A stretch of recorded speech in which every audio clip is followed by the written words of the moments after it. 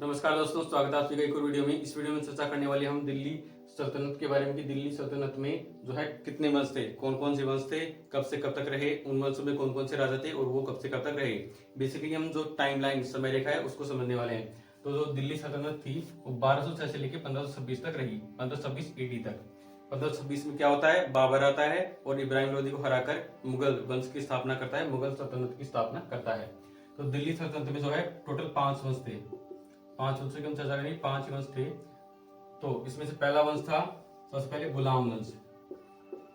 गुलाम वंश, इसके कई नाम थे, गुलाम, मामलुक, इलबरी, इलबरी वंश। ठीक है, तो पहला वंश कौन सा था, गुलाम वंश, मामलुक, इलबरी वंश। स्थापना किसने की थी इसकी, कुतुबुद्दीन ऐबक। ठीक है, मैंने लास्ट में बताया था मोहम्मद गोरी आया था, अंतिम मुस्लिम आक्रमणकारी। ठीक है, उसने कुतुबुद्दीन ऐबक को अपना जीता हुआ क्षेत्र सौंपा कि यहाँ से कर व्यवस्था जो भी कर आए वो पहुंचाते रहना गौर साम्राज्य में। तो कुतुबुद्दीन ऐबक ने गुलाम वंश की स्थापना की। चूंकि ये मोहम्मद गोरी का गुलाम था इसलिए इस वंश को जो है गुलाम वंश कहा गया। और ये कब से कब तक रहा था, ये रहा था 1206 से लेके 1290 AD तक। ठीक है, तो इस वंश में पहला शासक कौन था, पहला था कुतुबुद्दीन ऐबक, कुतुबुद्दीन ऐबक। और ये कब से कब तक रहा था, ये रहे थे 1206 से लेके 1210 तक, 1210 AD तक। इसके बाद में कौन आया था, सेकंड नंबर पे था इल्तुतमिश, इल्तुतमिश।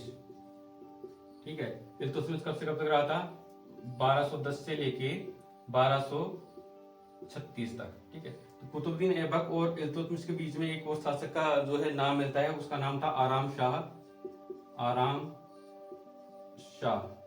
ये इस शासक का नाम इसलिए मैंने यहाँ पे नहीं लिखा क्योंकि बहुत छोटा शासन था इसका, लगभग 8 महीने तक ये राजा रहा था, 8 मंथ्स। 8 महीने तक ये शासक रहा। इसके बाद में इल्तुतमिश आया था 1210 से 1236 तक। इसके बाद में मैंने बताया था कि एक ही जो था इसका उत्तराधिकारी था इस पूरे वंश में, कौन था, रजिया सुल्तान, इसकी बेटी रजिया सुल्तान, रजिया सुल्तान इसकी बेटी थी। ये रही थी 1236 से लेके 1240 तक। याद रखना कि रजिया सुल्तान पूरी दिल्ली सल्तनत और मुगल वंश दोनों में एकमात्र महिला शासिका थी, प्रथम भी और एकमात्र महिला शासिका थी पूरे दिल्ली सल्तनत में। और जो मुगल वंश आया इसके बाद में 1226 के बाद में, 1526 के बाद में सॉरी, उसमें केवल एकमात्र महिला शासिका थी रजिया सुल्तान, किसकी बेटी थी, इल्तुतमिश की।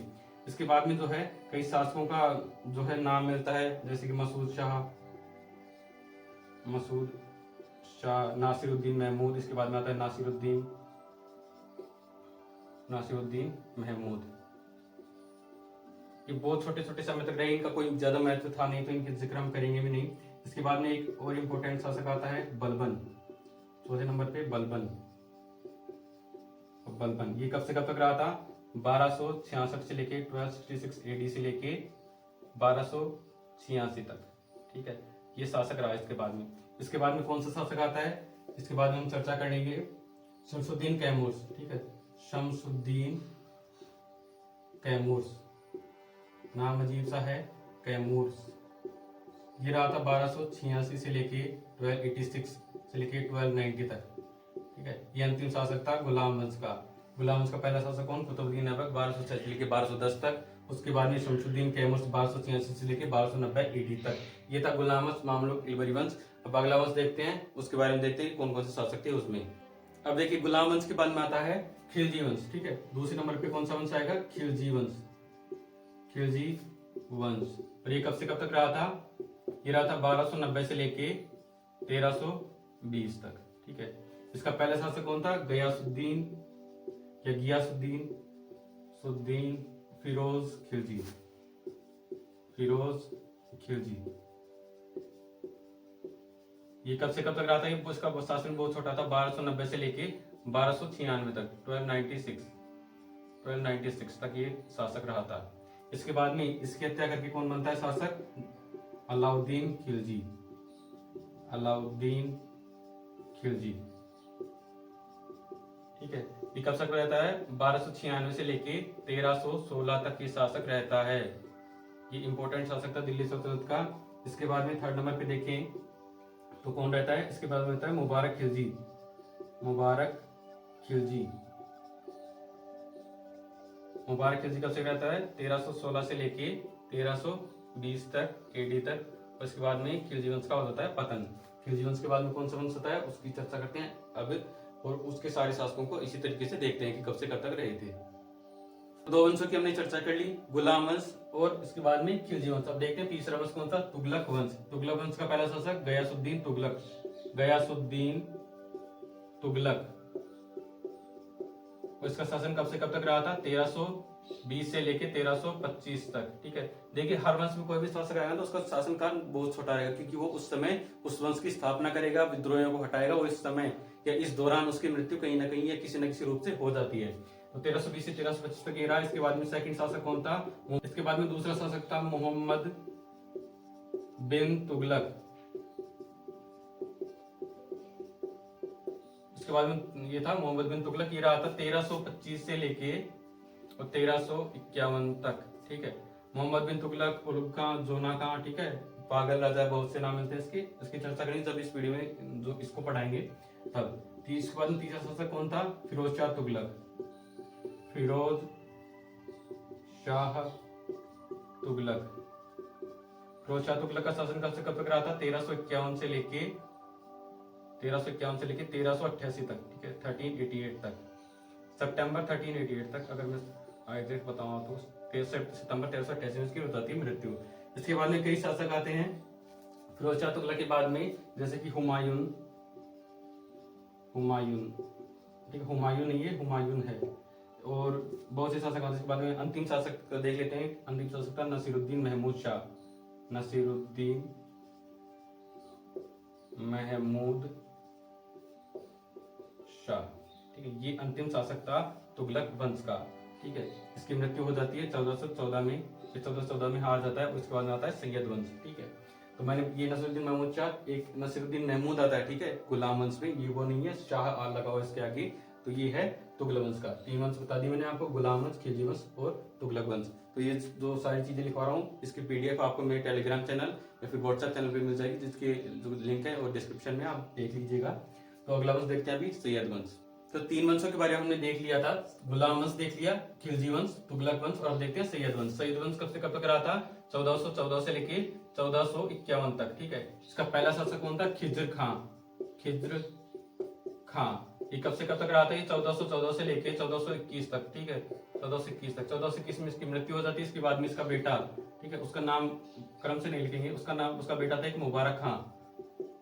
मुबारक खां, ये शासक बनता है, बहुत कम समय तक रहता है, इसकी मृत्यु हो जाती है। इसके बाद में दूसरा शासक इंपॉर्टेंट कौन था? मुबारक शाह। मुबारक शाह, ये शासक बनता है 1421 से लेके 1434 तक। इसके बाद में ऐसे कमजोर शासक आते रहते हैं। और अंतिम शासक कौन था? अलाउद्दीन आलम शाह।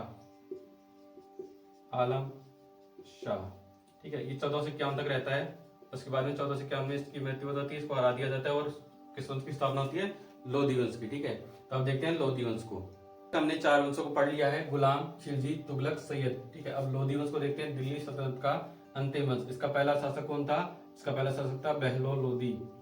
बहलोल लोधी, ये कब से कब तक रहता है? ये 1451 से और 1489 तक। ठीक है, 1489 तक रहता है ये, 1418 एडी तक ये शासक रहता है। इसके बाद में अगला शासक कौन आता है? सिकंदर लोधी। सिकंदर लोधी, जिसने आगरा की स्थापना की थी। आगरा जो आज का शहर है, उसकी स्थापना इसने की थी, सिकंदर लोधी। सिकंदर लोधी कब से कब तक रहता है? सिकंदर लोधी रहता है 1489 से लेके 1517 तक एडी तक। ठीक है, और अंतिम शासक कौन था इसका? इब्राहिम लोधी। इब्राहिम लोधी शासक रहता है अंतिम इसका। और दिल्ली सल्तनत की जो है पतन हो जाता है इसका, दिल्ली सल्तनत का 1517 से लेके ये रहता है 1526 तक। 1526 में कौन आता है? 1526 में आता है बाबर। ठीक है, बाबर इसको हराता है, इब्राहिम लोधी को, युद्ध में, और जो मुगल वंश, मुगल सल्तनत है, उसकी पूरी की स्थापना करता है और दिल्ली सल्तनत का पतन हो जाता है यहाँ पे।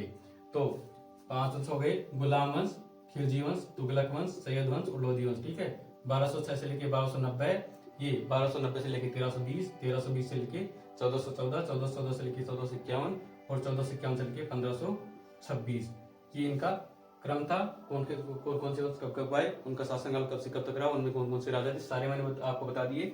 अगेन मैं आपको बता देता हूँ इसके सारे की पीडीएफ, ठीक है, किस डेट से कब तक रहे थे, सारी पीडीएफ आपको मेरे टेलीग्राम ग्रुप में या फिर मेरे व्हाट्सएप चैनल पे मिल जाएगी, जिसका लिंक डिस्क्रिप्शन में है, आप जाकर ज्वाइन कर लीजिएगा। सारी पीडीएफ सारी कुछ डिटेल वहीं पे मिल जाएंगी। तो इस वीडियो में इतना ही था, वीडियो को लाइक कीजिएगा, चैनल को जरूर से सब्सक्राइब कर लीजिएगा। मिलते हैं नेक्स्ट वीडियो में, तब तक के लिए नमस्कार।